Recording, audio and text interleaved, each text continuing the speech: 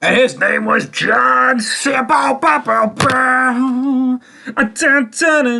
15th of September 2003. 2003. Add 20. Dunno now. Of course you have to add 20, guys, because I wish this was 2003 we were previewing, but no, it's 2023.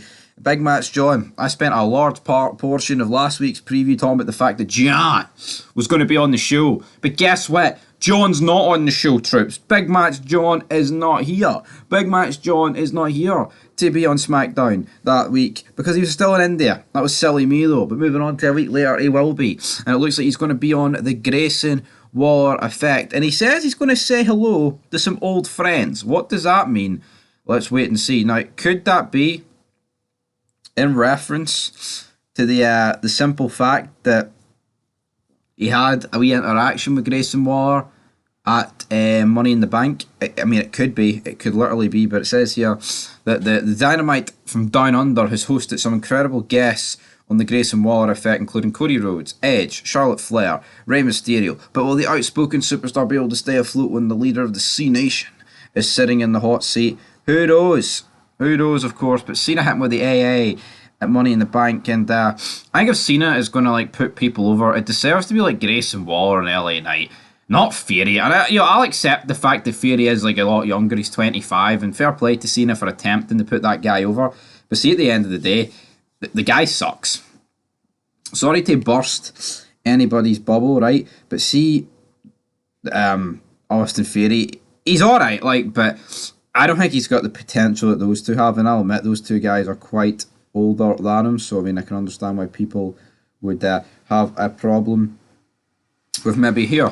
Why do you want to not put Austin Fury over? He's only a baby. He's only 25. He's only 3 years older than me.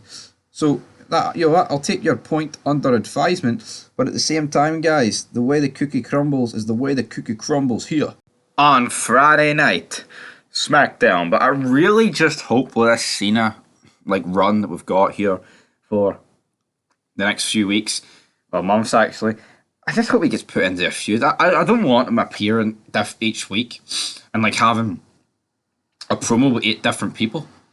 Right? I mean, you can have him have promos with 8 different people, but as long as he's incorporated into a main feud. But we all know, guys, how this is going to go down.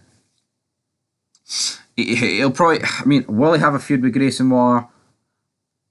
Probably. He probably will, to be honest.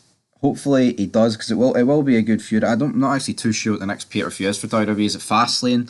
It might be. I mean, there's probably another Saudi one coming up, but you look at these two potential, I mean, they could have a good feud. I mean, a good 2-month feud potentially between Big John and Grayson Waller. Could put Grayson Waller on the map, couldn't it? But talking about the other guy that's on the map, we've got LA Knight taking on The Miz. Damn it. This is a payback rematch, of course. Cena did make himself the special guest referee for that match. So will the A-lister get his retribution, or will his charismatic adversary be saying, yeah, on wings of another huge victory? I mean, that is literally all the talking points for tonight. Cena on the Grayson Waller Effect, and then we've got The Miz taking on LA Knight.